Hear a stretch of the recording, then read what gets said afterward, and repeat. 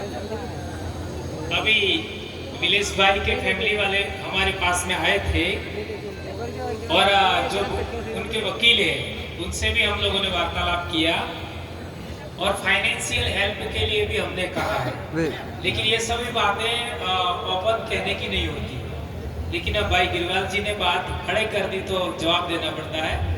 तो वो सब बात हो चुकी है, लेकिन कोर्ट प्रोसेस है ना। देश में रूल ऑफ लॉ चल रहा है और मध्य प्रदेश के साथियों को मैं कहना चाहूंगा कि देश में जो रूल ऑफ लॉ चल रहा है उसका कदर करें, तो ये सारी परेशानियां नहीं आएंगी।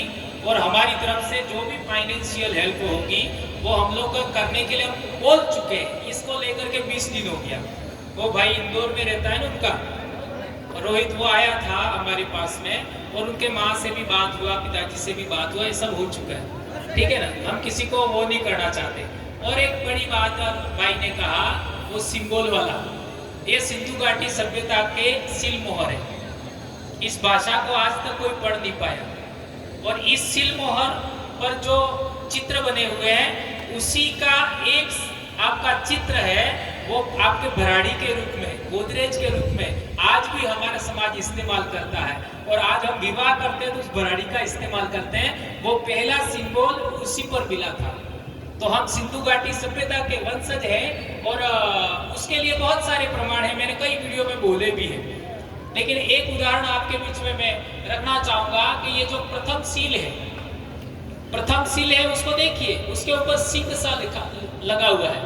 आज हम लोग, जब मेरी शादी हुई थी आज से 25 साल पहले, अभी मेरा 25वां साल चल रहा है विवाह का, तो हमारा जो हम लोग शादी किया था तब तो हमारे ऐसे ही तुर्रे लगाते थे ऊपर, है ना, ऐसे ही तुर्रे लगाते थे जैसे सील मोहर पर है ना, ऐसे ही तुर्रे लगाते रहे। लेकिन आजकल लोगों ने ये सब छोड़ दिया, तो हम हमारे कल्चर की ओर ही लौट रहे हैं। तो इसको लेकर के बात हम लोगों को समझना चाहिए। और पीछे आप लोगों ने सांड, बेल और बेलों की पूजा आज भी हमारे समाज में हो रही है। और इसके बारे में आपको विस्तृत जानकारी लेना है तो फिर प्रदेश का जो कैलेंडर है उसको पढ़ लो।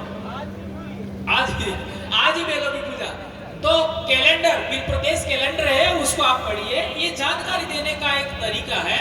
और पहली बात तो ध्यान रखिए, हम लोग समाज को जोड़ने के चरण में चल रहे हैं अभी, और किसी भी साथी के साथ में कोई अनहोनी ना हो, इसलिए अनुशासन, मेरा ये मैं लिख के लाया था, उसमें पहली बात ही अनुशासन थी।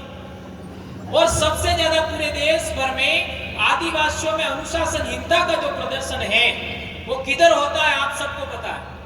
ये कमल जी सर भी कह रहे थे अभी, क्या हम बीमारी से लड़ने के बजाय बीमारों से लड़ते हैं, एक दूसरे की टांग खिंचाई।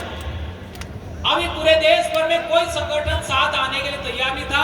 हमने 30 संगठनों को जोड़ने का प्लान बनाया और वो सभी लोगों ने एक्सेप्ट किया।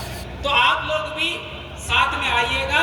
आने वाले समय में हम लोग ये चाहेंगे कि किसी भी तरीके से हम लोग ऐसा कोई काम नहीं करें जो लॉ के विरुद्ध में चले। रूल ऑफ लॉ इंडिया में चल रहा है, उसके बाहर हम लोग ना जाए, ये बात कहना चाहता हूं, क्योंकि बातें बहुत सारी हो गई। लेकिन हम लोग कहीं पर भी अभी एक और चीज हम लोग कर रहे हैं, वो भी बताना जरूरी है। आज इंडिया में कहीं पर भी कोई घटना घटेगी, आज से कह रहा हूं, वो बात निर्णय लेने का है 13 जुलाई को राजस्थान में सारे देश भर के संगठन आएंगे। लेकिन आज ही बता देता हूं, उसमें निर्णय लिया जाएगा कि देश के किसी भी इलाके में आदिवासियों के साथ कोई भी घटना घटती है तो पूरे देश में ज्ञापन दिया जाएगा, अपने अपने संगठनों के बेदर तले ये भी निर्णय लिया जाएगा। और 30 संगठनों का अलायंस बन गया है और मैं चाहूंगा कि आप लोग भी आइएगा, लेकिन लेटर पैड वालों को हम एक्सेप्ट नहीं करेंगे। कुछ समझ में आया? धन्यवाद। बहुत बहुत धन्यवाद दादा, आपने